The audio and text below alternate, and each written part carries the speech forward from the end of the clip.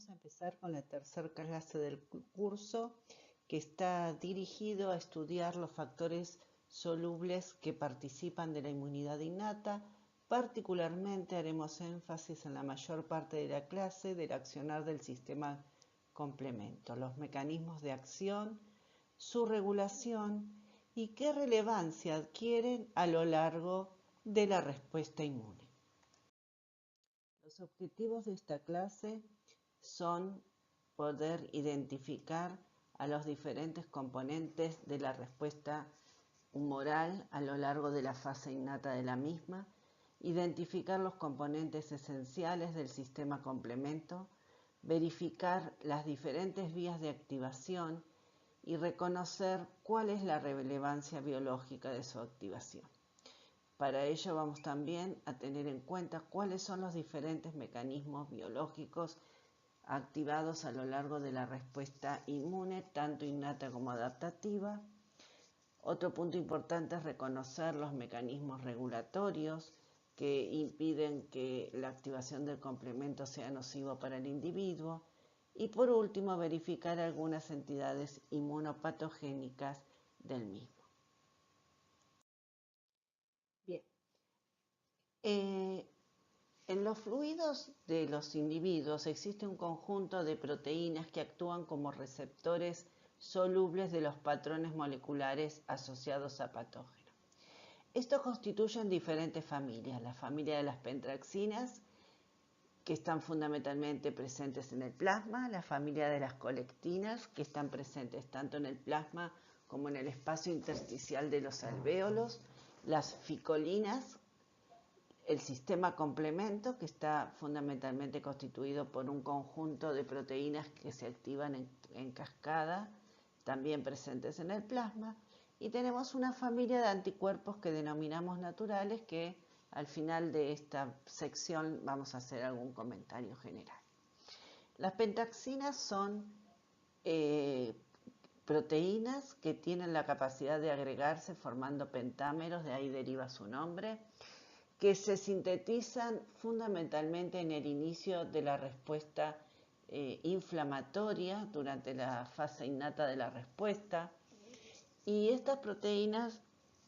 son producidas en respuesta a la secreción de las citoquinas inflamatorias interleuquina 1 e interleuquina 6, fundamentalmente por el hígado, pero también la pueden producir el endotelio, células endoteliales o células fagocíticas, fundamentalmente el neutrófilo y en menor medida el macrófago. Estas estructuras proteicas presentes en el plasma entonces van a reconocer la presencia de fosforilcolina o fosfatidiletanolamina en la superficie de las células procarióticas de las bacterias y ocasionalmente fosfatidiletanolamina en la superficie de células eucarióticas luego de la inducción de muerte apoptótica. Y estas pentraxinas, estas proteínas, se van a unir a la superficie de estos tipos celulares y va a favorecer la acción fagocítica de neutrófilos y macrófagos. Actúan entonces como una molécula marcadora, lo que se denominan tags de marcación, que lo que favorecen es la opsonización al unirse a la superficie de las bacterias y luego la captura y destrucción por parte de las células fagocíticas. Una función similar la cumplen las colectinas. Las colectinas son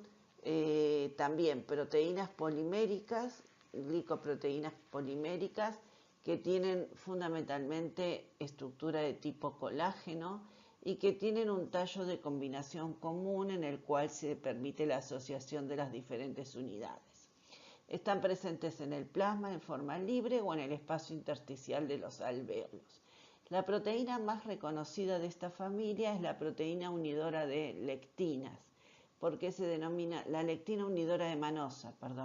¿Por qué se denomina así? Porque en el extremo glomerular, donde no está polimerizado, presenta un dominio de unión a manosa o a fucosa, convirtiéndose entonces en una proteína que reconoce hidratos de carbono y se las denominan en conjunto lectinas de tipo C. Otra proteína de este tipo son las proteínas surfactantes tipo A o tipo D, que las produce en gran medida el hígado y que se localizan luego de entrar en circulación, fundamentalmente en la superficie alveolar.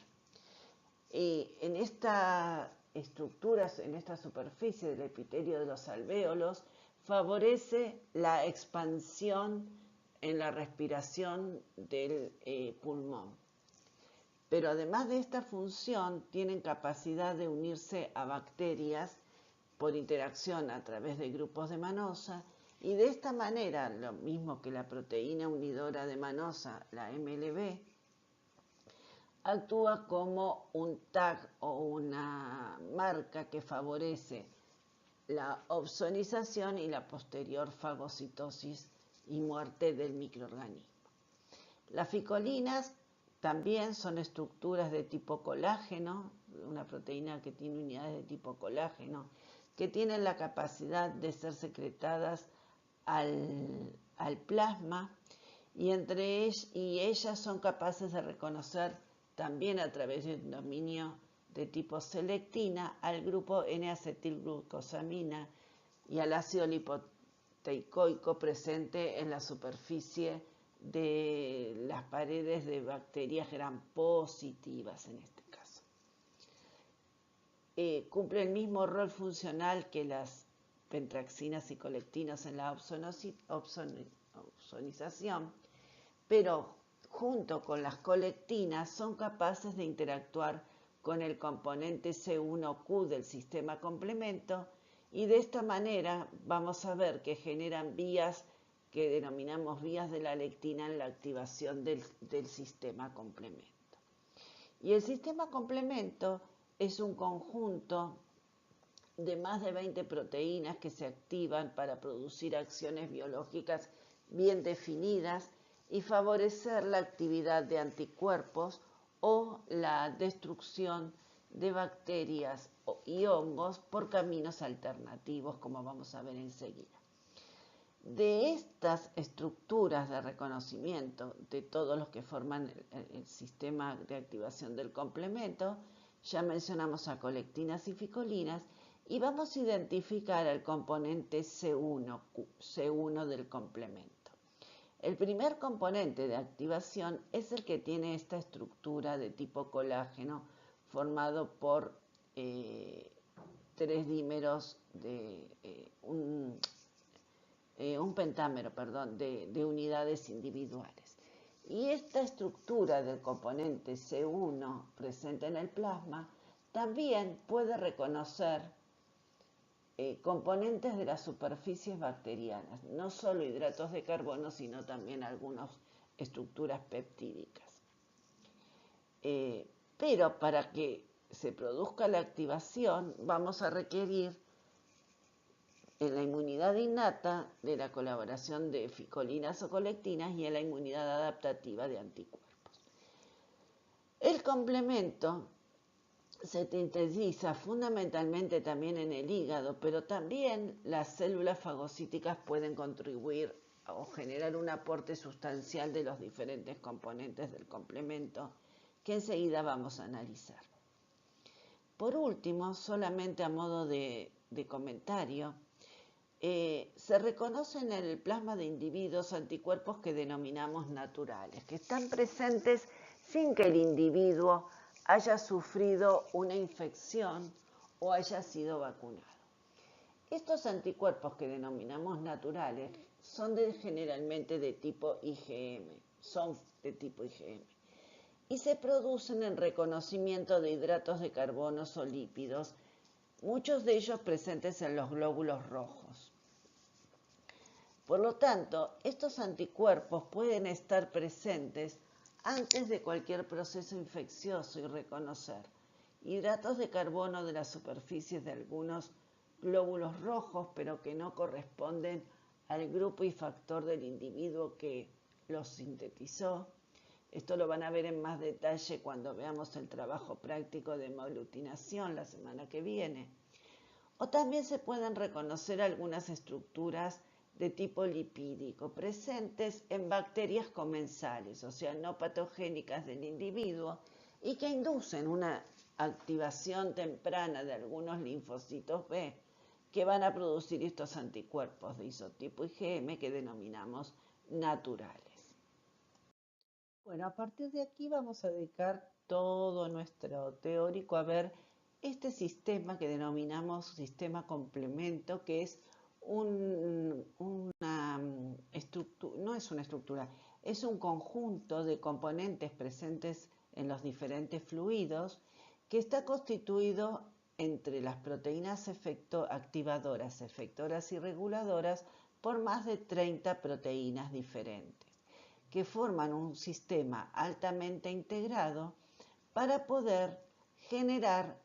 diversos mecanismos de defensa, fundamentalmente contra bacterias y hongos de hábitat extracelular. Se encuentra presente en todos los vertebrados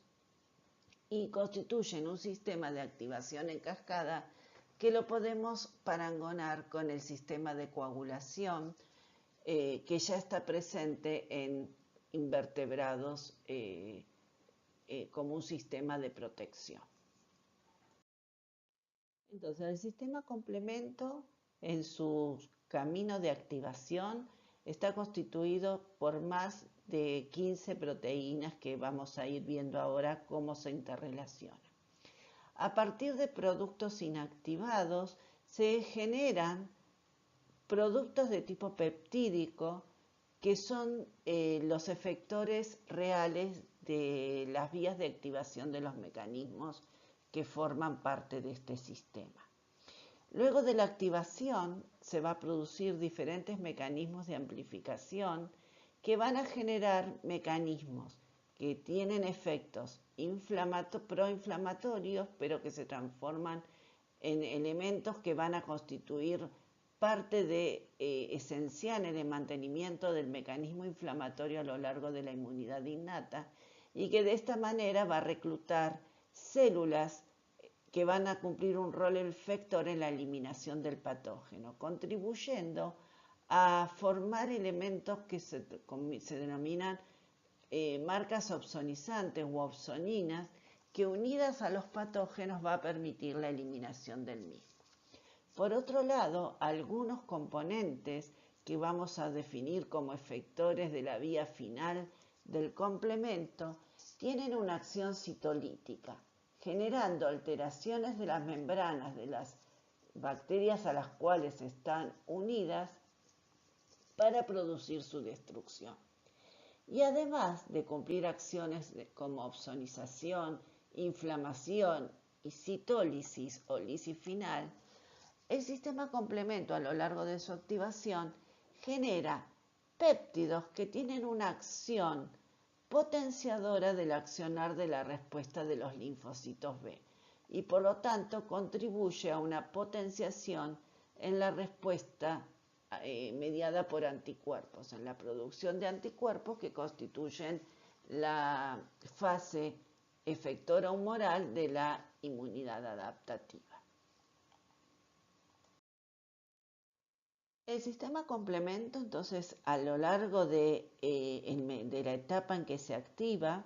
va a pasar por diferentes fases que denominamos la fase de iniciación del sistema, de la activación del sistema, la fase de los eventos tempranos que van a conducir a una potenciación de la respuesta inflamatoria y a la generación de péptidos opsonizantes que van a contribuir a aumentar la fagocitosis de los microorganismos. Y por último, una fase de ataque a la membrana de la bacteria que va a conducir a la lisis y muerte de la bacteria. Esto constituye la etapa final de activación. Es decir, que a partir del reconocimiento del patógeno por cualquiera de las vías que vamos a ir viendo a lo largo de la clase, a partir de un único contacto con el patógeno, se van a producir múltiples unidades de los mediadores que van a formar parte del proceso inflamatorio del proceso de fagocitosis, opsonización y fagocitosis, o de la destrucción por lisis de la bacteria. Eso quiere decir que nosotros, a partir de una molécula, por ejemplo, de anticuerpo que reconocería la presencia del patógeno, generamos un número multiplicado de mediadores de activación que producen los mecanismos biológicos deseados. Por lo tanto, el complemento, además de acompañar la acción de los anticuerpos, como fue el reconocimiento de la presencia de este compuesto biológico a principios del siglo pasado, y de allí su nombre de complemento, porque complementaba la acción de los anticuerpos cuando estaba presente en un plasma fresco. Entonces, a partir de una molécula de reconocimiento que pueda estar dada por un anticuerpo en la vía clásica, una estructura, como vimos antes, de reconocimiento en la superficie, como podían ser los restos de manosa, en el caso de la lectina unidora de manosa. Entonces, a partir de una unidad de reconocimiento se generan múltiples péptidos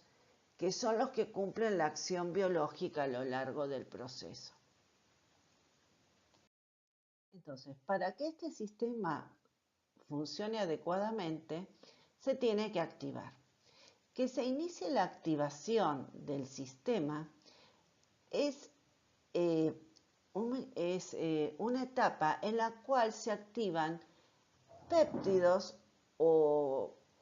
elementos de asociación entre diferentes componentes del sistema inmune para generar lo que se denominan enzimas proteolíticas o convertasas de la activación del complemento. Esto forma unidades catalíticas con acción de serin-proteasas que permite la activación de los múltiples factores que constituyen a la activación del sistema.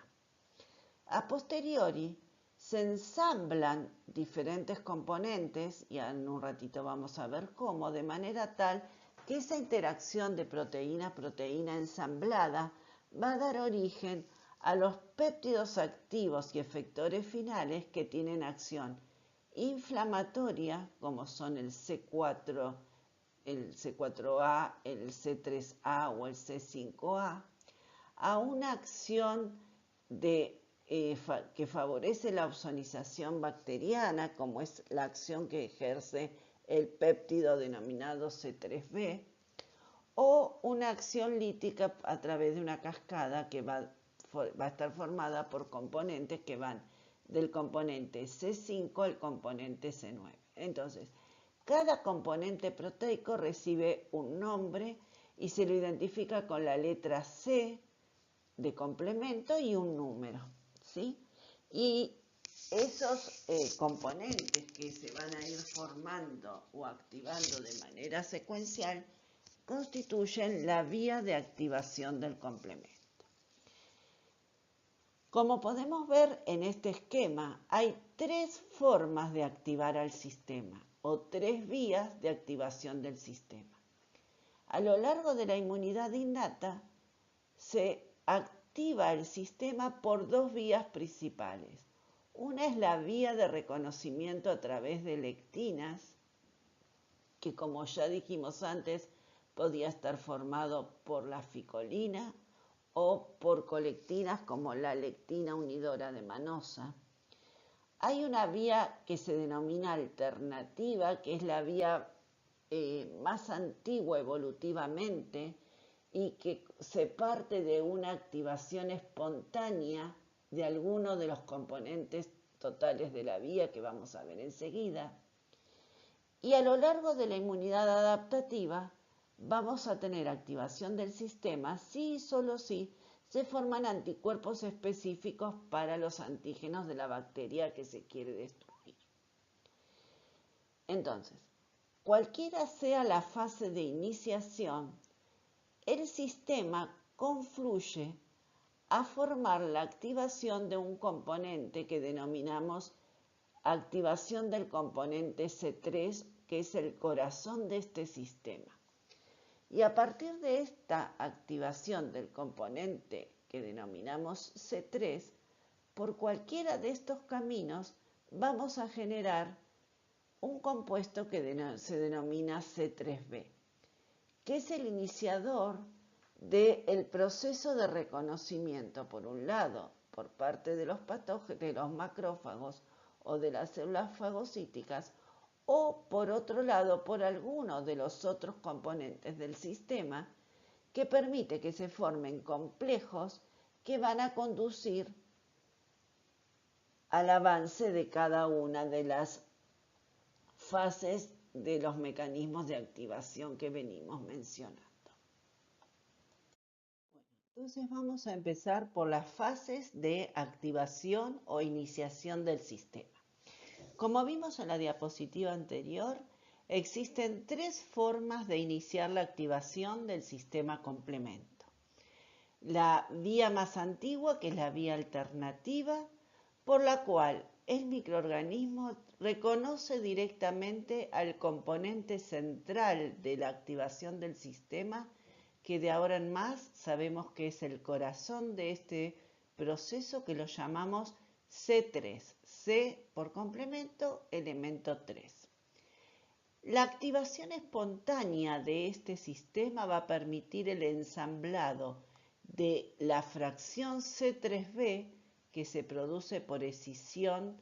espontánea del componente inactivo, que es el C3, y se transforma en el componente activo, que se denomina C3b.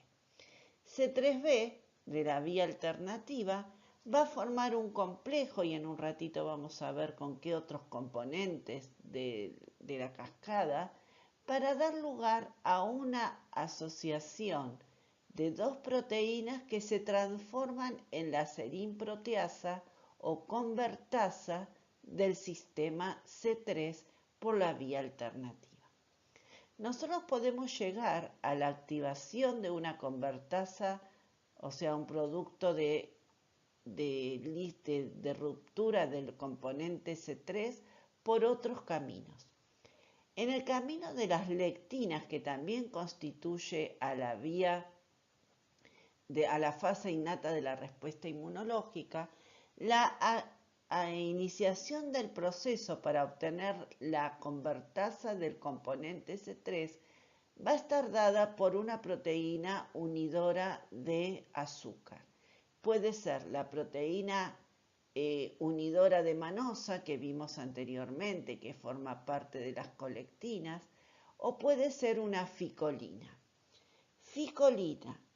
o la lectina unidora de manosa, que tenían esa estructura derivada de tipo colágeno, tienen una estructura globular con un tallo en el que se unen y ensamblan las distintas unidades que forman el hexámero en uno u otro caso. Y estos componentes se asocian, tanto el tallo de la manosa como el tallo de la ficolina, a una proteína que se denomina proteína activadora de la serinproteasa de tipo 1. Entonces, esta proteína activadora de la serinproteasa activada por manosa puede escindir por su acción proteolítica a dos componentes, al componente C2 del complemento o al componente C4 del complemento. Una vez que estas sustancias que estaban inactivas se escinden, forman péptidos activos que se ensamblan entre sí. Y una vez que se ensamblan, interactúan con C3 y constituyen a la convertasa de C3 de la vía clásica. Entonces ya tenemos 2 formas de escindir al corazón del sistema, que era la proteína C3. Y por último, tenemos la vía clásica del complemento. Esta vía no se activa en la fase inicial de la respuesta inmune, o sea, durante las primeras 48 horas de la respuesta, sino solo cuando ya se forman anticuerpos específicos, o cuando hay anticuerpos preformados circulando contra una determinada bacteria. Estos anticuerpos que reconocen algún epitope antigénico en la superficie bacteriana se comporta como la ficolina o como la lectina unidora de manosa. Interactúa con un componente de superficie y en lugar de interactuar con la proteína activadora de la serinproteasa que nombramos antes, se va a unir a otro componente que se llama C1Q. Y una vez que se une a C1Q,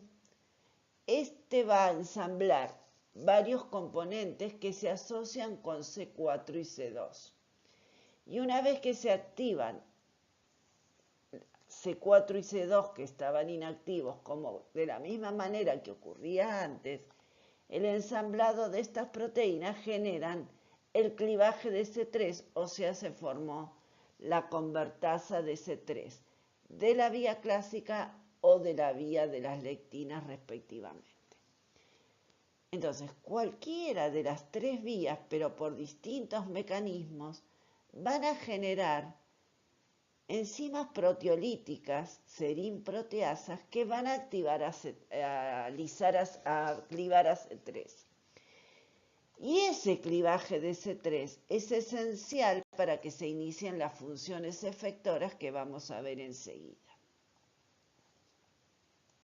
Bueno, vamos a empezar ahora sí a detallar cada una de las vías. La vía más antigua evolutivamente es la vía alterna y es una vía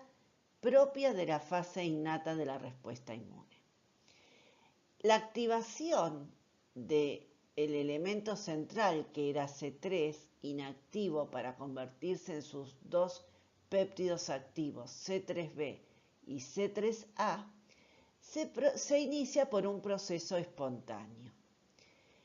La activación por la vía alterna opera en una etapa temprana de la infección, cuando no hay anticuerpos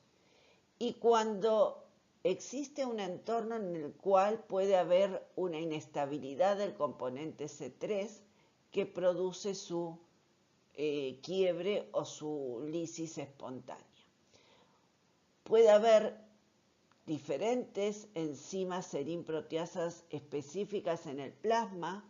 que a lo largo de la fase inflamatoria se activan y permiten que se produzca una hidrólisis espontánea de este componente. Cuando se produce la hidrólisis del componente inactivo, que es el C3, la hidrólisis de esta proteína da lugar a dos péptidos, C3a, que queda en fase fluida y que puede o inactivarse o iniciar un proceso inflamatorio, y C3b, que cuando se transforma en este péptido, expresa en su superficie un oxidrilo libre que es capaz de unirse a grupos aminos de las proteínas que están presentes en la superficie de la bacteria o de un hongo, o puede formar un enlace covalente para unir luego a otro componente que lo denominamos B mayúscula. El componente B es el segundo componente activo de la cascada alternativa y una vez que queda fijado o retenido en la superficie bacteriana por la unión previa de C3b, son capaces de interactuar con el factor D. El factor D se comporta también al interactuar con C3b y B mayúscula en un componente que activa la acción hidrolítica de B. Entonces, C3b unido con B unido, pero que se cliva para formar un producto de degradación que se llama B mayúscula, B minúscula, que sería el péptido BB derivado del producto inactivo B, forman un complejo que une más unidades de C3 y se convierte este complejo que va uniendo nuevas unidades de C3b en lo que conocemos con el nombre de convertasa de C3. Y esta unión de ambos compuestos activados empieza a liberar fragmentos de BA y de C3A, que C3A se transforma en un componente proinflamatorio y empieza a pegar a la superficie de la bacteria de manera covalente más unidades de C3b. Y a su vez C3b empieza a fijar más unidades de B, que se cinde formando el BB. Entonces, este complejo de múltiples unidades de C3b con BB que había sido clivado, se transforma en un componente multiproteico con actividad de serin-proteasa y que es capaz ahora de escindir al componente que está inactivo en el plasma, que es el C5. Cuando cliva a C5, C5 se une, C5 clivado, que recibe el nombre de C5b, se vuelve a unir a la membrana de la bacteria. Y vamos a ver enseguida cómo continúa el camino de activación final. Paralelamente se generan péptidos de menor tamaño que quedan fluidos y libres, que se denomina C5A, que junto con C3A tienen actividad leucoquimiotáctica y anafilotóxica, porque incrementan la acción inflamatoria local. La segunda vía que vamos a analizar su activación es la vía de las lectinas. Como dijimos al inicio de la clase, en el plasma y en algunos espacios intersticiales existen un conjunto de proteínas que actúan como receptores solubles de reconocimiento de los patrones moleculares asociados a patógenos. Entre ellos mencionamos, entre las colectinas, a la proteína unidora de manosa, MLB, y entre las ficolinas, a la ficolina propiamente dicha, que por su estructura pentamérica y además por la presencia de un dominio de lectina tipo C, es capaz de reconocer hidratos de carbono, fundamentalmente manosa y fucosa, para poder interactuar con la superficie bacteriana. Una vez que reconocen esta estructura en la superficie de la bacteria, son capaces de asociarse a la serin-proteasa activada por manosa, y estas proteasas, que se unen en un mínimo de 2 unidades, y puede ser la proteasa de tipo 1, de tipo 2 o de tipo 3, pero fundamentalmente se une una unidad de tipo 1 y una unidad de tipo 2, forman un complejo en la superficie de la bacteria que tienen capacidad de actuar como enzimas degradativas de proteínas. Estas serin-proteasas son capaces de asociarse al componente inactivo C4 o CB y C2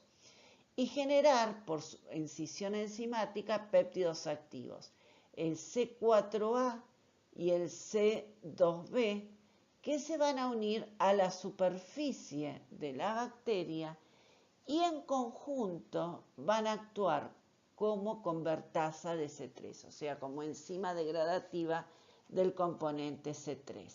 De la misma manera que lo habíamos visto, no de la misma manera porque no son los mismos componentes, pero con la misma acción que la que nosotros describimos en la vía alternativa, ¿sí? Una vez que se forma este complejo y une al componente inactivo C3, el componente se cinde, dando lugar al componente C3b y al componente C5a, que, como dijimos antes, era un componente leucoquimiotáctico y anafilotóxico. El componente C3b escindido se une covalentemente a la superficie de la bacteria y esta enzima convertasa S3 puede generar múltiples péptidos C3b, que quedan unidos a la membrana y van a dar lugar, junto con las proteínas degradadas anteriormente, a lo que denominamos convertasa de C5, pero va a ser la convertasa de C5 generada en la vía de las lectinas. Y por último, vamos a analizar la vía clásica. La vía clásica es la única vía que no está presente a lo largo de la fase innata de la respuesta. Para que esta vía entre en acción necesitamos que haya anticuerpos y los anticuerpos se generan a lo largo de la inmunidad adaptativa. Como van a ver más adelante, existen diferentes isotipos de anticuerpos que para un mismo antígeno que se generan a lo largo de la respuesta inmunoadaptativa específica, algunos isotipos de los cuales son capaces de activar el sistema complemento. El sistema complemento, cuando se activa por anticuerpos, es decir, en la vía clásica, va a requerir de la unión de al menos 2 unidades de anticuerpo de isotipo IgG o una unidad del anticuerpo pentamérico IgM. Esos anticuerpos, cualquiera de ellos, tiene que ser específico para algún componente antigénico presente en la superficie de la bacteria. Una vez que el anticuerpo se une a la superficie al epitope antigénico o al antígeno, sufre un cambio conformacional que a nivel de la fracción FC2 permite que el anticuerpo interactúe con el componente C1. Este componente C1, que el primero que actúa se denomina C1Q, va a quedar unido al fragmento FC de la molécula de anticuerpo y va a dar lugar a que pueda ensamblarse sobre esta estructura proteica otros 2 componentes, el C1R y el C1S. Cuando se produce la fijación de las 3 unidades que constituyen al componente CS propiamente dicho, el componente C1S adquiere propiedades de serin-proteasa y va a entrar a interactuar con el componente C4 o con el componente C2. Y como tiene una acción serin-proteasa, va a clivar a estos 2 componentes, de la misma manera que lo habíamos visto en la activación de la vía de las lectinas por la proteína serin activada por manosa, ¿se acuerdan? La escisión de C4 y de C2 va a dar lugar al componente C4A y C4B y C2A y C2B. Esto va a formar un complejo y se denomina C4A2B, y acá dice B porque en un momento se cambió la nomenclatura, pero después se formó un acuerdo por el cual todos los componentes que se unen a la membrana, está bien acá, son CB, y todos los que se liberan son C4A o C4-2A o C3A o C5A. Entonces, se forma un complejo que está constituido por el ensamble de las unidades C4B que se une covalentemente a la membrana y C2A, y de esta manera la unión de estas proteínas son capaces de producir el clivaje del C3 inactivo para dar lugar al C3B que queda unido a la membrana y que se libere el péptido anafilotóxico C3A. Entonces, cuando se produce el ensamblado de estas proteínas, que fue iniciada su activación porque había un anticuerpo y entonces constituye la vía de activación clásica, este complejo formado por C4b, C2a y C3b se transforman en otra serinproteasa que es la convertasa de C5. Entonces, ya por la vía, sea por la vía alterna, sea por la vía de las lectinas o sea por la vía clásica, llegamos a que se constituya una enzima proteolítica que la llamamos convertasa de C5 y esto va a dar lugar a la convergencia de 3 caminos para iniciar la fase final o pasos finales de activación del sistema, que está constituido por el ensamblaje de las unidades C5b, producida por escisión del C5 inactivo, que se une a la membrana de la bacteria y permite que se adicione a esta unidad proteica 2 unidades más, el componente C6 y el componente C7. A partir de allí ya no hay más acciones enzimáticas, sino agregados proteicos que se estabilizan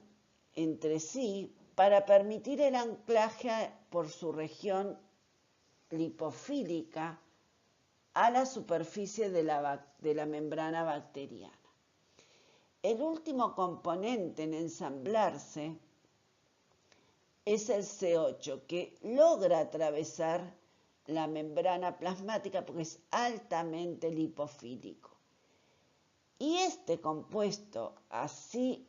que se ha logrado estabilizar, empieza a reclutar hacia la región donde está el complejo C5b, C6, C7 y C8, múltiples unidades del componente C9. El componente C9 se inserta en la membrana lipídica, se ensambla formando una unidad polimérica de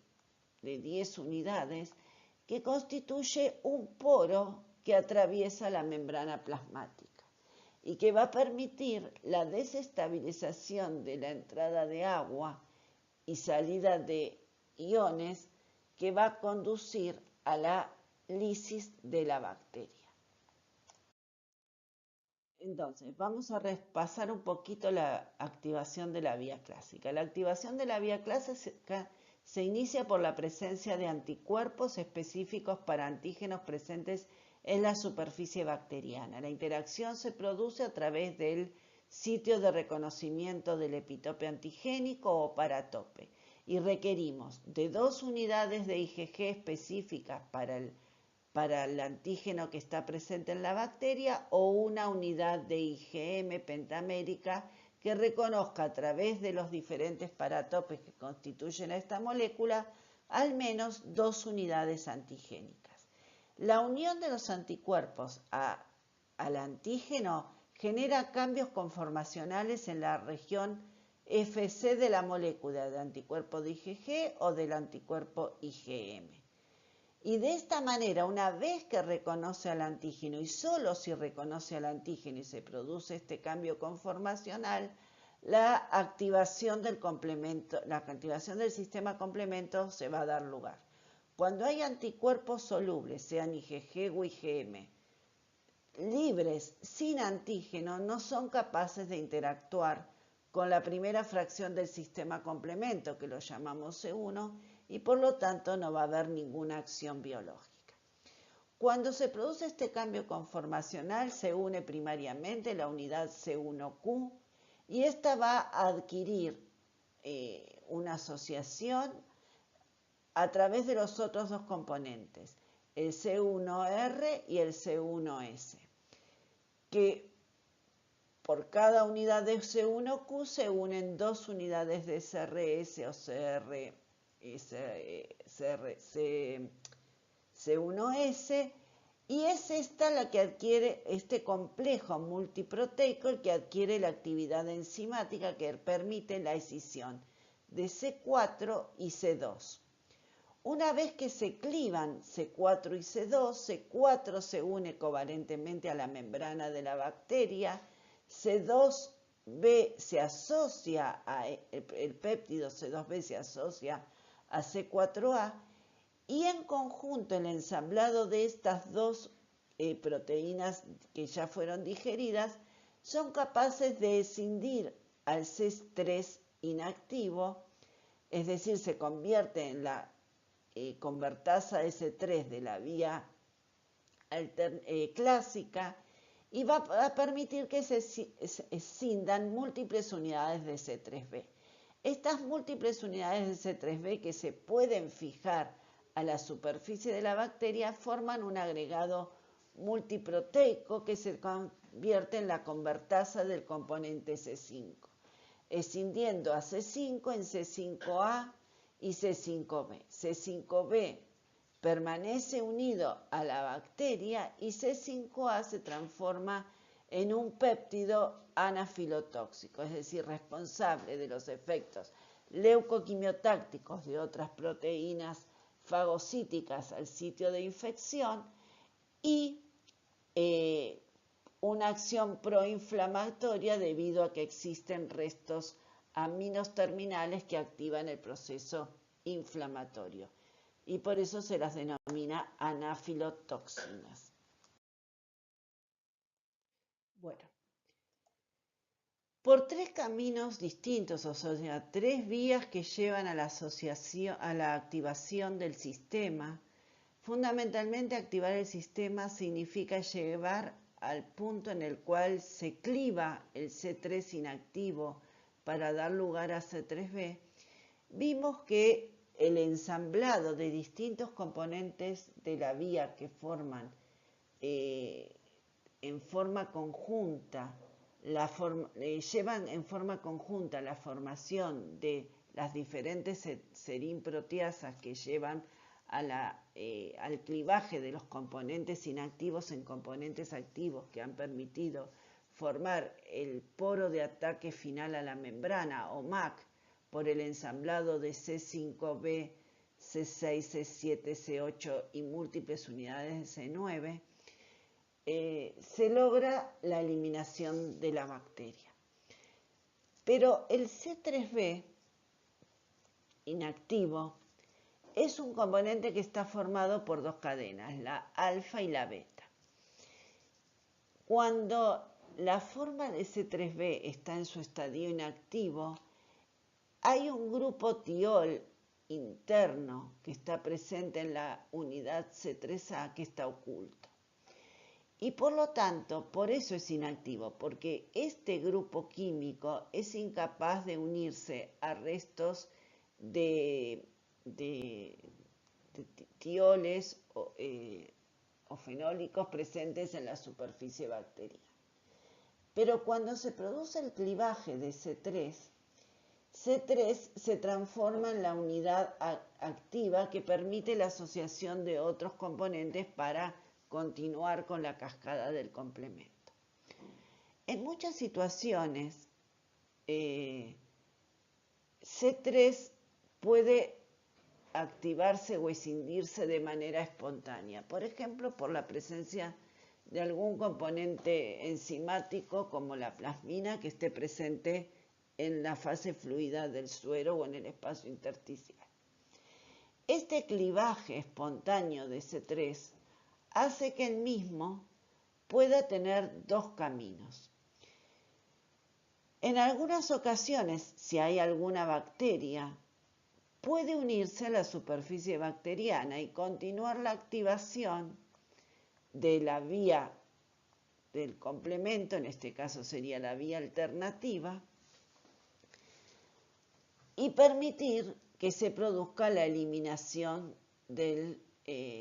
la bacteria, porque C3b, a través del tiol que se libera, se une enzimáticamente a una proteína o a un polisacárido para formar un tioéster que es estable y que va a permitir luego el ensamblado de otras unidades proteicas que lleva a la acción final. Pero si no ocurre eso,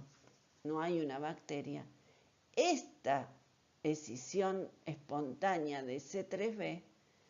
debe ser inactivada para evitar daño tisular.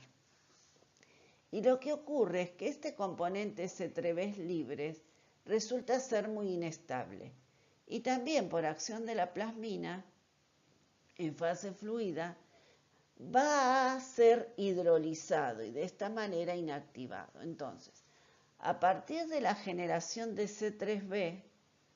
cuando C3b no logra unirse a la superficie de una bacteria, va a sufrir fenómenos de proteólisis o hidrólisis espontánea. Y C3b va a dar lugar al C3b inactivado, que luego de perder algún aminoácido del extremo residual, amino residual, se va a volver a clivar y va a dar lugar al C3c y C3dG, el cual a su vez se va a volver a clivar y va a dar lugar a C3d y C3g. C3d es un fragmento derivado de la hidrólisis espontánea de C3 que se va a poder unir a receptores que están presentes en la superficie de algunos fagocitos o del linfocito B. Y de esta manera luego va a ejercer una acción potenciadora de la actividad o del linfocito B o del linfocito o del macrófago. Entonces, en la superficie de las células que forman parte de la inmunidad innata o de los linfocitos B de la inmunidad adaptativa, los productos de activación y degradación posterior de C3b a lo largo de la respuesta inmunológica iniciada en la fase innata va a permitir que C3b se una, por ejemplo, a un receptor para este fragmento que está presente en los mastocitos, y eso va a activar la acción fagocítica del mastocito. Lo mismo puede ejercer como acción activadora el producto de degradación de C4, que es el C4b, que también, si ustedes recuerdan o miran las transparencias anteriores, puede formar un enlace de tipo tioéster con alguna proteína de la superficie de la bacteria y de esa manera dar una marca que la llamamos opsonización de la bacteria para que el fagocito lo reconozca más fácilmente y entonces después a través de este receptor para estas proteínas activarse los procesos de fagocitosis. Existen otros receptores como el receptor de tipo 2, 3 o 4 presentes en las células fagocíticas que pueden unir a otro de los compuestos, que es el C3bi. Y de esta manera ser este compuesto degradativo el que produce la activación del fagocito, aunque en menor medida de cuando se produce la unión a CR1. CR1, que es el receptor para la fracción C3b del complemento, también actúa como un elemento regulador para que si hay una hidrólisis espontánea de estos compuestos, evitar el agregado del resto de las cadenas de componentes polipeptídicos de la activación final del complemento y de esta manera evitar el daño en los tejidos propios, como vamos a ver en un ratito. Entonces, una vez que se forma la convertasa de C5, que se podía haber generado por la activación alternativa, por la acción de las lectinas o por el inicio de la unión de anticuerpos, la estructura que forma el complejo de múltiples unidades de C3 con los distintos componentes que ya vimos, va a generar el clivaje de C5. Por lo tanto, cualquiera de las tres vías podía generar una convertasa de C5 o una enzima proteolítica de C5. Cuando esto ocurre, se van a generar nuevamente dos péptidos, como venimos viendo. El C5A, que es el péptido más pequeño, que tiene acción leucoquimiotáctica, que favorece la inflamación y por eso la llamamos producto anafilotóxico, o el C5B, que unido a la convertasa que le dio origen, va a permitir el ensamblado de las unidades C6 del complemento, C7 del complemento y C8 del complemento.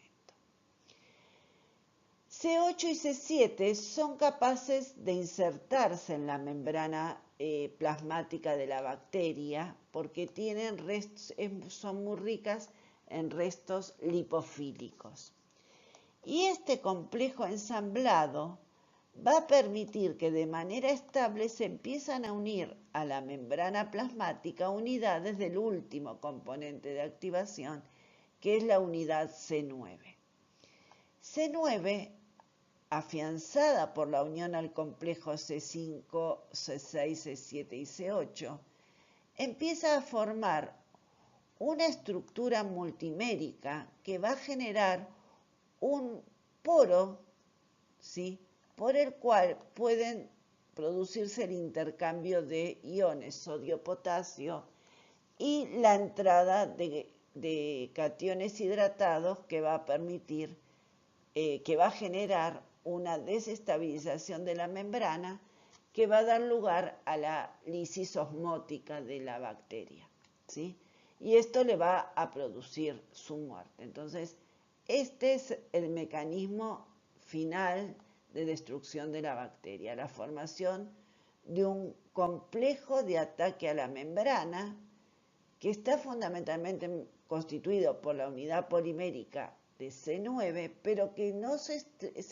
establece de manera estable si previamente no se formó la inserción de los componentes C7 y C8. Bueno, aquí vamos a ver en este esquema que nos va a permitir repasar todo lo que vimos, la conjunción de las tres vías de activación.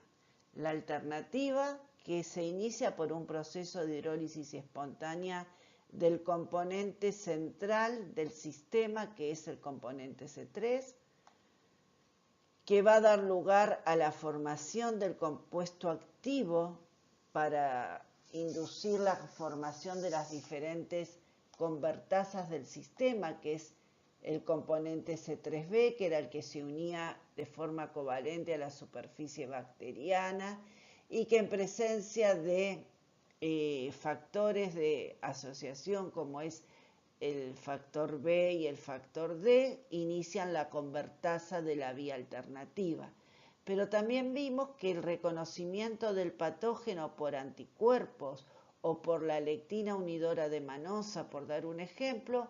lleva a un ensamblado de componentes como son el C1, C4, C2,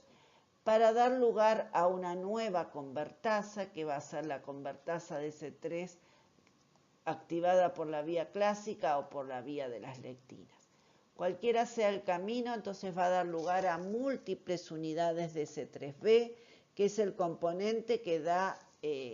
lugar a un proceso de amplificación de la activación del sistema, de forma tal que permita entonces que múltiples unidades de C3b se unan a la superficie bacteriana y permitan entonces,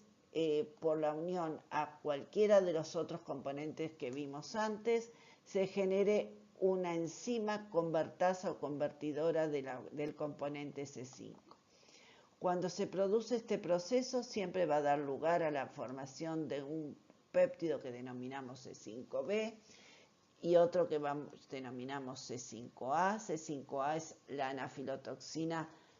con mayor acción en el sistema para incrementar el proceso inflamatorio y es el de mayor acción porque se produce por cualquiera de los caminos en los que activemos al sistema. Y C5b, que es la proteína responsable del ensamblaje de la vía de activación final o de la fase de activación final del proceso por unión de los componentes C6, C7, C8 y finalmente múltiples unidades de C9 para dar lugar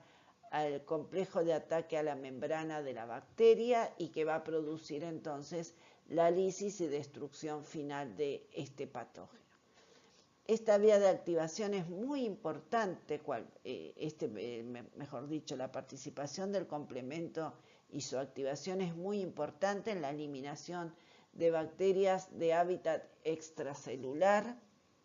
y también para la destrucción de hongos. Por lo tanto, déficit en estos procesos va a generar que el individuo sufra infecciones a repetición. Vamos a ver ahora el rol que tiene el sistema complemento como coactivador de la respuesta humoral mediada por linfocitos B.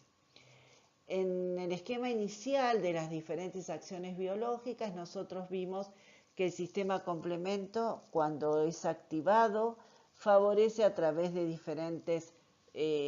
péptidos originados a lo largo del proceso, la facilitación de la respuesta inflamatoria, la lisis de las bacterias, el aumento de la capacidad opsonizante y fagocitosis que permite la eliminación del patógeno.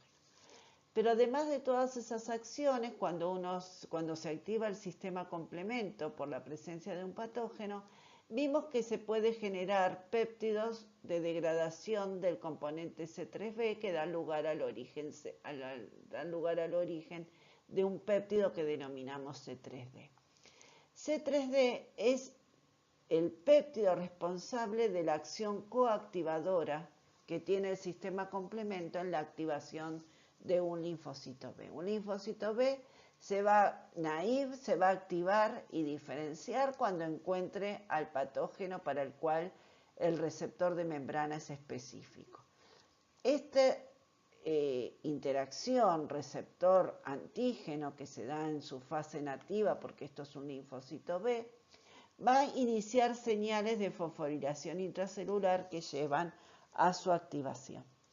Pero este proceso se incrementa en un orden de 2 a 3 veces, es decir, de 100 a 1000 veces, en función de la cantidad de antígeno necesaria para producir la activación, si el complemento fue activado a lo largo de esta respuesta y se genera el péptido C3d. C3d es capaz de unirse a un receptor para fracciones del complemento que está presente en la membrana del linfocito B, que lo llamamos CR2 o CD21. Este componente interactúa con la fracción C3d derivada del C3b inicialmente. Este componente C3d va a estar fijado en la superficie del patógeno que dio origen a la activación del sistema complemento originalmente. Y cuando estas combinaciones de asociaciones se producen, se facilita la unión al complejo BCR, o sea, del receptor del linfocito B, de dos unidades proteicas que son necesarias como correceptores, la molécula CD19 y la molécula CD81. Esto permite entonces un acercamiento de las colas intracitoplasmáticas que facilitan la fosforilación y el incremento en el número de fosforilaciones de las proteínas intracelulares potencia la activación de la respuesta de la célula B, un hecho que vamos a analizar más adelante en la clase de activación B. Pero recuerden que este proceso depende en cierta medida de que durante la fase de la respuesta innata o por la producción de anticuerpos ya en la respuesta adaptativa, se logre la activación del sistema para que se hayan originado unidades C3b, que son las que luego dan origen al C3d, que es la fracción proteica que se une al receptor del complemento de tipo CR2 y que es esencial para que este proceso coactivador se lleve a cabo. Como vimos anteriormente, C3b constituye el corazón y el circuito de amplificación de todas las vías. Eso ocurre porque desde el vamos puede existir una hidrólisis espontánea que genere AC3B y que en algunas condiciones, cuando hay infección, permite que la vía alternativa inicie la cascada de activación, la que se potencia durante la fase innata por la acción de las lectinas, de la vía de las lectinas, o en la fase adaptativa por la presencia de anticuerpos. Pero sin que haya infección y se produzca una unión covalente del componente C3b a alguna superficie, en fase fluida este componente puede ser degradado. Si no fuese adecuadamente degradado y se uniría a alguna membrana de las células eucarióticas y pudiera generar una unión de tipo amida o éster con los hidratos de carbono de alguna glicoproteína o de las propias proteínas, podría ocasionar daño. Entonces, para evitar estas circunstancias, evolutivamente, la célula eucariótica fue generando la presencia en la superficie de las membranas de células eucariotas de proteínas que impiden el autoensamblado de la convertasa de C3. Esos elementos son el receptor para C3b de complemento de tipo 1 o llamada proteína CD35, la proteína que denominamos CD46, que es el factor que impide el ensamblado molecular del complejo de ataque, la proteína que denominamos factor desacelerador de la activación del sistema complemento, que es la proteína CD55, y una sustancia fluida que se denomina factor H, que se une a ácido siálico, que no está presente en la mayoría de las bacterias y de esta manera impide de alguna manera, por un mecanismo de tipo estérico, la unión de unidades C3b. Entonces, ahora lo que vamos a analizar es todos los mecanismos que reaseguran que el individuo no sufra daño por la presencia de una activación espontánea del sistema complemento o por una sobreactivación del sistema complemento. Entonces, existen diferentes puntos en los cuales se puede frenar la activación del sistema. Uno de ellos es el factor I. El cofactor I es un factor inhibitorio que compite tanto con la unión de C3b, que formaba uniones covalentes con la membrana plasmática, como el factor C4b. Y el factor I, al impedir que estas proteínas se anclen a la membrana, favorece la degradación a los que llamamos componentes inactivos, que son a partir del C4b, el componente C4c o C4d, que ya no puede formar uniones covalentes, y el componente C3b, que como dijimos antes, se iba degradando a un componente C3b inactivo que se degradaba al componente C3d y componente C3g. Esta acción competitiva que hace el factor I en su forma soluble también la pueden ocasionar o favorecer otros componentes, como el factor protector de la membrana, que era el que nombramos antes CD46, el CD35, que era el receptor para el componente C3b, que se une al receptor pero impide la unión a la membrana y de esta manera compite para el ensamblado de futuras unidades que lleve a la formación de la convertasa de C5. Y hay un factor soluble que permite también e impide el autoensamblado de C4b con C2 que es la proteína unidora de C4b que está fluida en el organismo, ¿sí? Una acción similar a la proteína unidora de C4 la ejerce el factor H, que también compite con C3b e impide el ensamblado entre C4 y C3. Otra sustancia que permite la disociación de C4b y C2a o de C3b de la vía alternativa con BB es el factor desacelerador de la actividad de la convertasa de C3 o DAF. Este va a generar un desamblado de las unidades, una disociación de las unidades catalíticas que luego formarían el ensamblado de la convertasa de C5. Pero al impedir la unión entre estos factores, que son los que van a generar la convertasa, inhibe la acción futura y la progresión de la activación del complemento. Ya en la fase final de la respuesta, que lo que va a dar origen a la formación del complejo de ataque a la membrana final, existe una proteína que la denominamos proteína S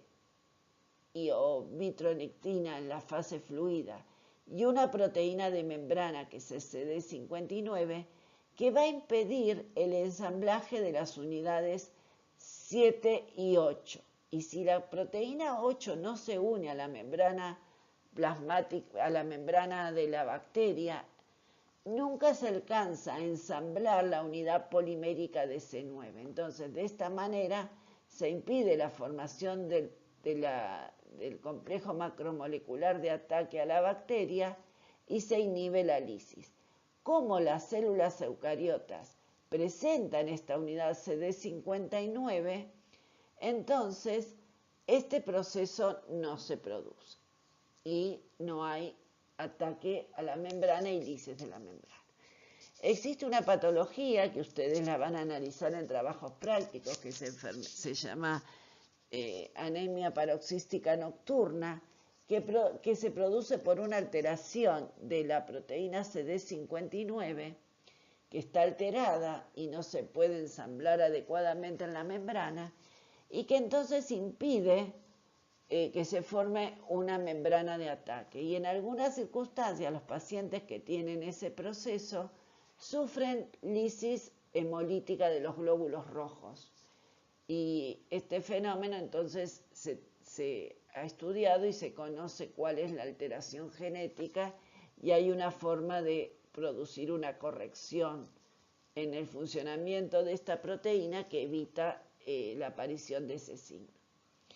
Y por último, recordemos que a lo largo de todo el proceso de activación se producían aminas con acción anafilotóxica. Las más importantes y la más potente es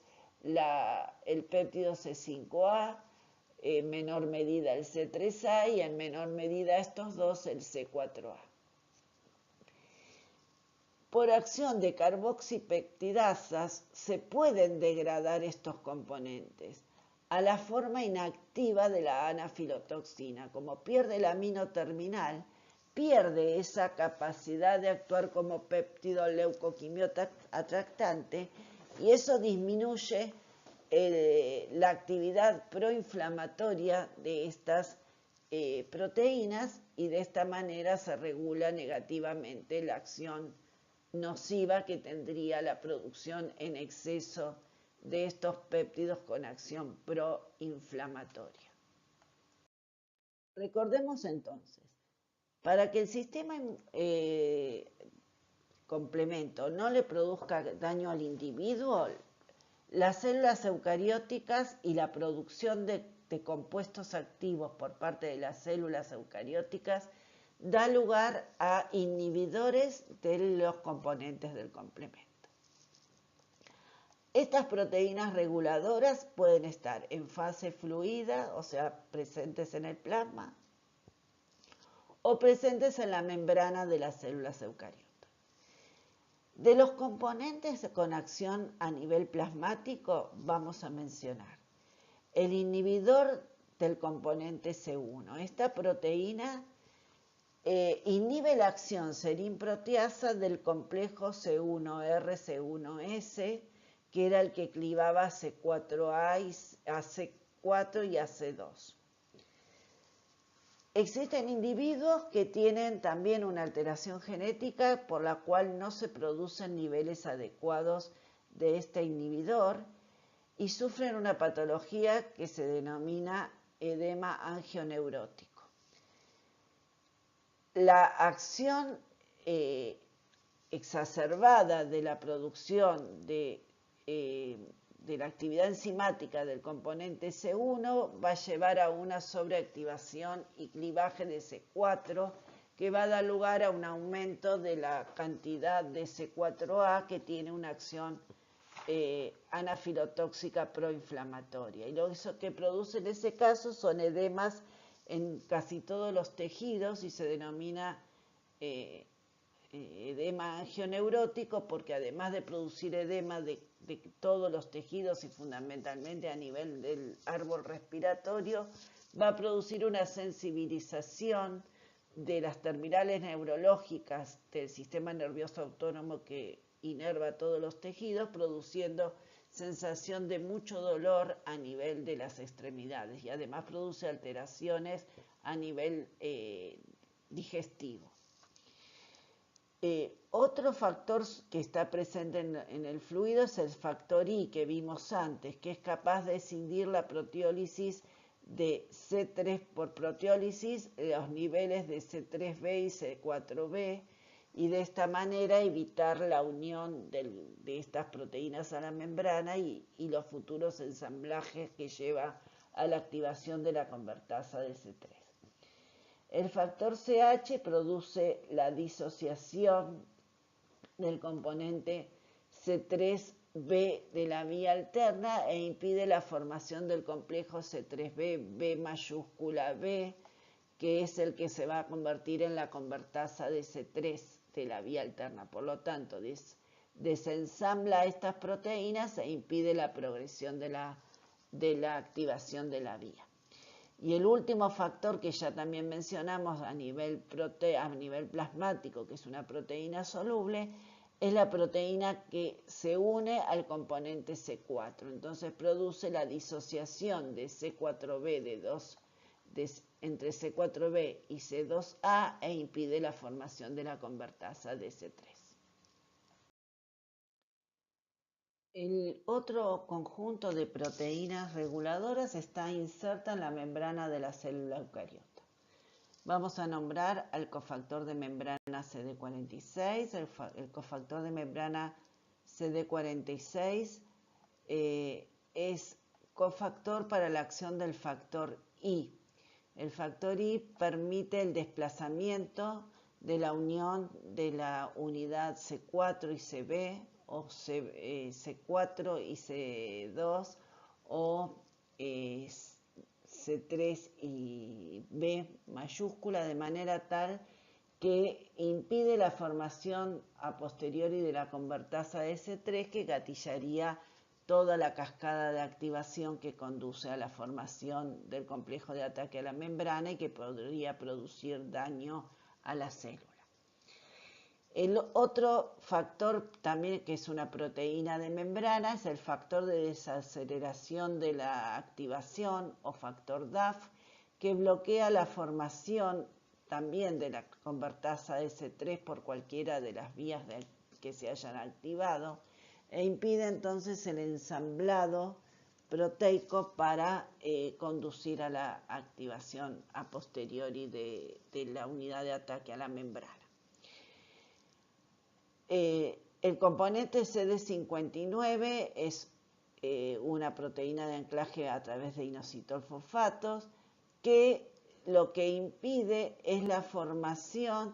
de la unidad de C7, C8 y C9 que va a dar lugar a la formación de justamente el poro de ataque a la membrana.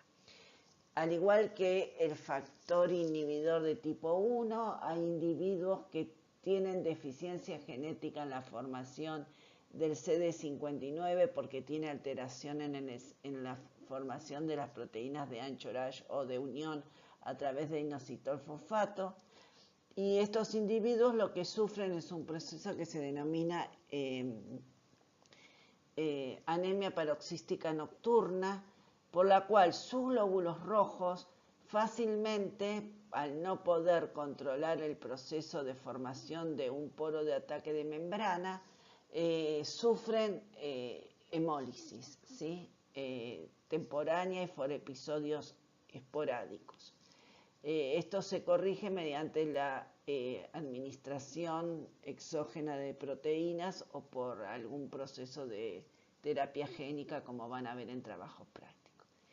Y por último, la proteína que actúa también como reguladora es el propio receptor de tipo 1 para el fragmento C3b, que es la proteína CD35.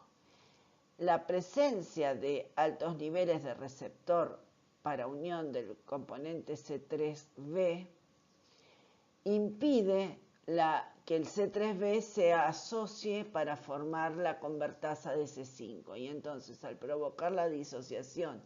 de la convertasa de C3 y a posterior de la convertasa de C5 se impide la formación de un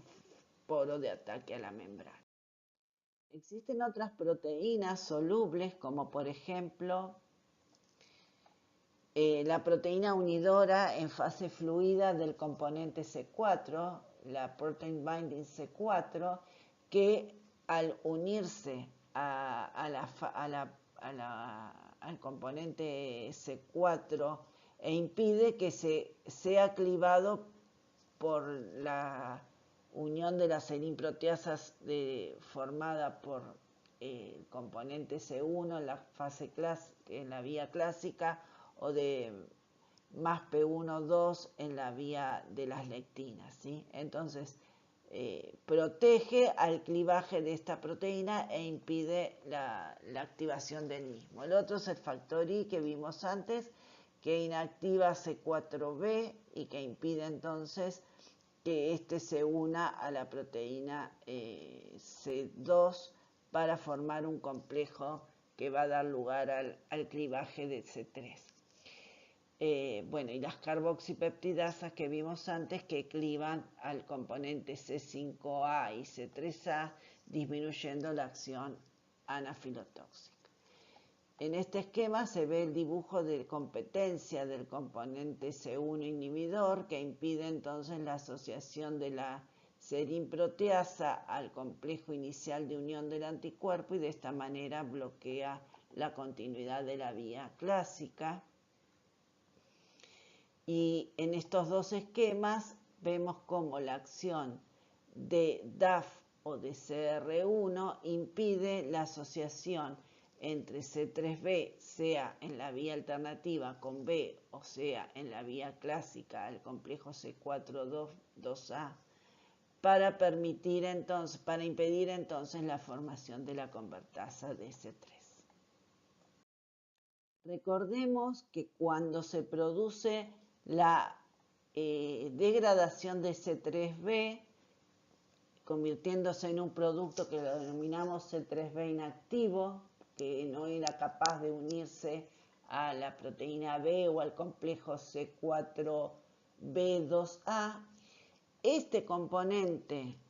que es un producto inactivo para proseguir con la vía del complemento, es capaz de interactuar con el receptor de tipo 1,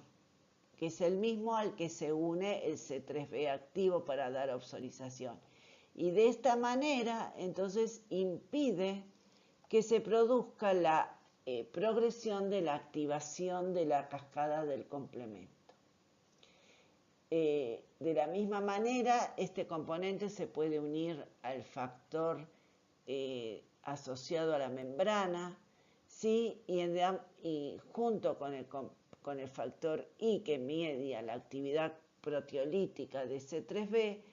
lograr que se produzca un producto de degradación que se transforma en el componente C3F, que resulta inactivo para la para proseguir con el proceso en el cual C3b conduciría a la formación de un complejo enzimático activo. Bueno, y en este esquema se representa la inactivación de la formación del complejo de ataque a la membrana por la presencia de la proteína CD59, que se acuerdan que yo les comenté que la presencia de esta proteína en la membrana de una célula eucariótica impide el ensamblado del complejo que permite el attach del componente C9. Esta inhibición se produce solo en células de tipo eucariótica. En cambio, las células procarióticas que carecen de la presencia de esta proteína unida a la membrana plasmática, el proceso de ensamblado continúa y eso da lugar a la formación del complejo de poro de ataque de membrana que permite la hidrólisis, ¿sí? Otra forma de impedir la formación de este complejo de ataque a la membrana es mediante un factor soluble que denominamos proteína S. La proteína S es capaz de impedir la unión del complejo que se forma entre C5b y los componentes 6, 7, ¿sí? Que luego ensamblan a la unión 8. Entonces, si se impide la formación de este complejo ternario y de esta manera la proteína S impide que C7 se una a C8, C8 es incapaz de formar una estructura estable que permita la unión de las diferentes unidades de C9 que poliméricamente forman el polo de ataque. Entonces, no solo CD59, sino la proteína de fase fluida S impiden la formación del polo de ataque como otra forma de regular la presencia o la actividad del sistema complemento sobre las células eucariotas. Bueno, y ahora lo que vamos a revisar es todas las acciones biológicas que fuimos viendo a lo largo de la clase.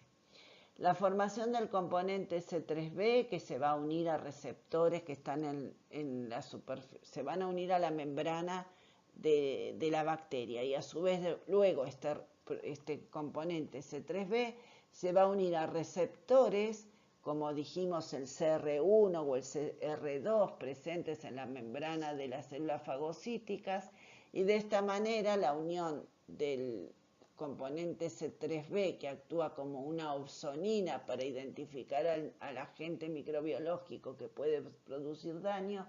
actúa activando la acción profagocítica de la célula macrofágica e incluso de los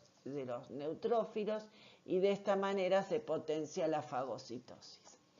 La segunda acción que vimos era la producción de péptidos aminados que tienen acción anafilotóxica. La acción que ejercen estos péptidos favorece el reclutamiento de leucocitos en la zona de infección. Ello conduce a la activación de las células, que también van a favorecer la destrucción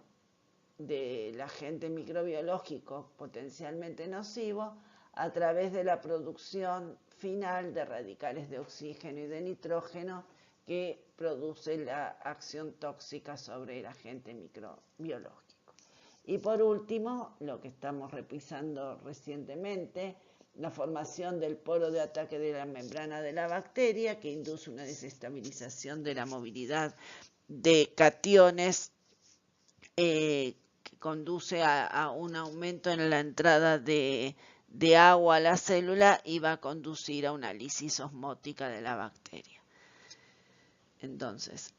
en acción conjunta, el ensamblado del poro de ataque a la membrana, la acción proanafilotóxica mediada por los leucocitos, la capacidad de producir la opsonización de las bacterias e incrementar la acción fagocítica en conjunto, todas estas acciones van a producir la destrucción de agentes microbiológicos, y estos hechos son de fundamental importancia para procesos infecciosos que transcurren con la presencia de agentes microbiológicos en el espacio intersticial de los diferentes tejidos. Fenómenos similares se producen para la destrucción de hongos que tengan un proceso de infección sistémica. Y como última parte de esta clase, vamos a ver rápidamente, porque después van a tener un teórico especial a fin de año sobre deficiencias inmunológicas o enfermedades por deficiencias, ¿qué pasa ante las alteraciones de los niveles normales del sistema complemento? Existen identificadas alteraciones genéticas para todos los componentes del sistema complemento. Resultan fundamentales las deficiencias genéticas del componente C3 porque, como ustedes vieron, es un componente común a todas las vías, y lo mismo para los componentes de la fase final de eliminación del patógeno a través del proceso de la vía común que conduce a la lisis osmótica de la bacteria. También se han determinado agentes de deficientes en la vía alternativa, tanto para la acción de la properdina como del activador D. Estas deficiencias genéticas resultan ser o traer consecuencias de diferente grado de moderación dependiendo de cuáles son los componentes alterados. Por supuesto, la deficiencia en el componente C3 produce infinidad de infecciones por bacterias, procesos a repetición, porque la falta del mecanismo de depuración mediado por la activación del sistema complemento resulta crítico en estos pacientes, porque aunque se produzcan anticuerpos, estos van a contar con un mecanismo en defecto para cumplir su rol biológico potencial. Los niveles de todas estas proteínas se pueden medir en el laboratorio. Por supuesto que hoy en día una deficiencia genética se define por técnicas de biología molecular, pero inicialmente, antes determinados cuadros o sintomatología en los niños, que es donde se detecta estas alteraciones, lo primero que se hace es buscar la funcionalidad del sistema y entonces se analizan a los componentes en función de la capacidad de activación del sistema en un ensayo biológico del laboratorio, que es medir los niveles de complemento a través de una técnica hemolítica frente a un sistema indicador como es el sistema hemolítico formado por glóbulos rojos y anticuerpos, que ustedes van a ver en los trabajos prácticos, aunque este año no lo van a poder realizar el ensayo, pero sí lo van a discutir profundamente en los Zoom de los trabajos prácticos, ¿sí? Bueno, entonces, lo que se puede medir son los niveles de las proteínas inicialmente a través de una técnica de identificación en medio gelosado, que es la inmunodifusión radial, que también van a ver en trabajos prácticos. Eso va a marcar el nivel de proteína, pero si el individuo tiene una alteración genética que modifica cierta región de la estructura cuaternaria de la proteína que impide el ensamblado de una proteína con la otra,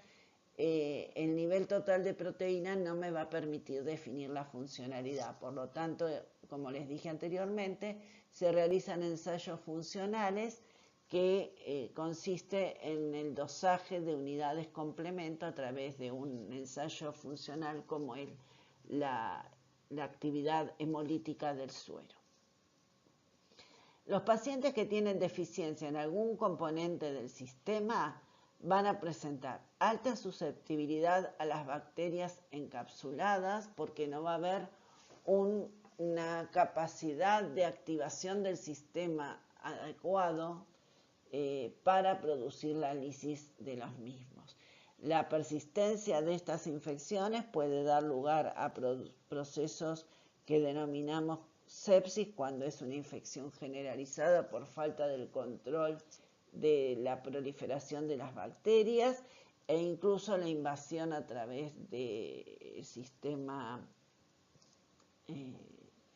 la invasión a través de las meninges del sistema nervioso central puede dar lugar a meningitis y producir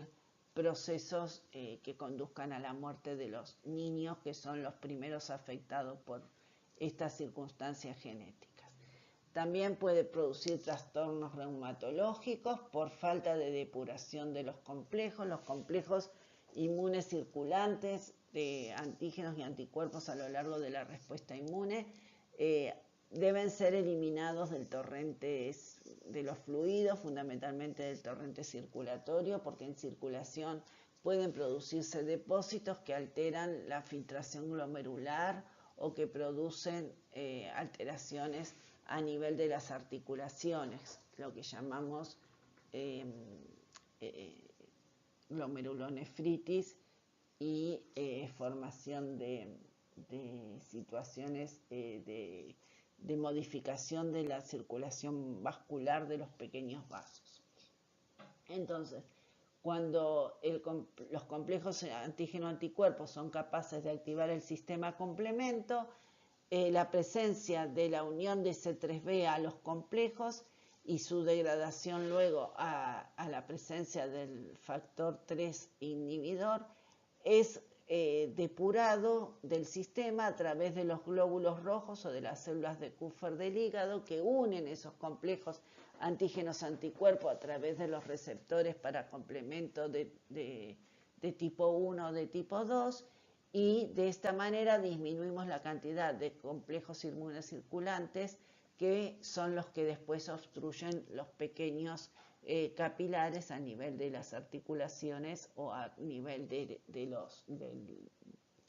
riñón, ¿sí? Bueno, y por otro lado pueden dar fenómenos de edema, de angioedema por sobreactivación del sistema inmunológico, del sistema complemento. Otra condición en la cual puede haber inmunopatología y son las deficiencias secundarias o adquiridas del sistema complemento. Deficiencia en los niveles normales de circulación del sistema complemento pueden ser ocasionados por dos causas. Una es la ausencia de proteínas reguladoras, que entonces permite la sobreactivación del sistema y en algunos momentos la depresión de algunos de los componentes, o por acciones de sobreactivación del sistema inmunológico. En esas condiciones, por ejemplo, cuando hay altos niveles de complejos inmunocirculantes, que puede darse cuando hay enfermedades autoinmunes, se van a producir depósitos de estos complejos a nivel de el tejido, de diferentes tejidos, que por activar al sistema complemento y llevar a una sobreactivación de la producción de anafilotoxinas, produce un reclutamiento de neutrófilos y de células fagocíticas que terminan a través de la secreción de citoquinas proinflamatorias, generando un loop de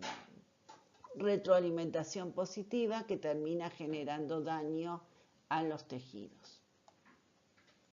Bueno, en este cuadro, solamente para ayudarlos a tratar de ir reconociendo a los distintos componentes y a las distintas estructuras reguladoras y receptoras, actúa como un glosario para que ustedes puedan identificar más fácilmente a todos los componentes que fuimos hablando a lo largo de la clase. No lo quise poner de entrada para que no entren en pánico de ver tantas proteínas, pero se acuerdan que cuando empezamos las clases dijimos que el sistema complemento estaba constituido por más de 30 proteínas que ejercen distintos roles, ¿sí? Acciones activadoras, acciones enzimáticas, opciones que regulan la capacidad opsonizante del sistema, otros que tienen acción anafilotóxica y finalmente los que producen el ataque lítico a la bacteria, junto con ellos los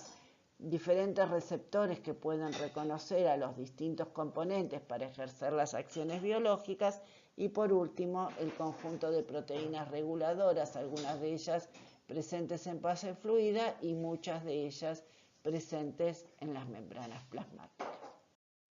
La bibliografía de consulta es la misma que más o menos fuimos viendo a lo largo de todo este curso hasta ahora y también un poquito más adelante, y existe una revisión que está en el campus para que ustedes puedan a través de las gráficas a lo mejor reconocer más fácilmente algunas de las acciones que fuimos mencionando. Yo reconozco que es bastante complejo y tiene mucha nomenclatura específica de la propia temática de trabajo, así que cualquier cosa saben que pueden producir alguna consulta a través de los diferentes mails o después cuando tengamos la clase integradora el 28 de este mes, también revisar algunos de estos contenidos. Bueno, por ahora nada más, muchas gracias.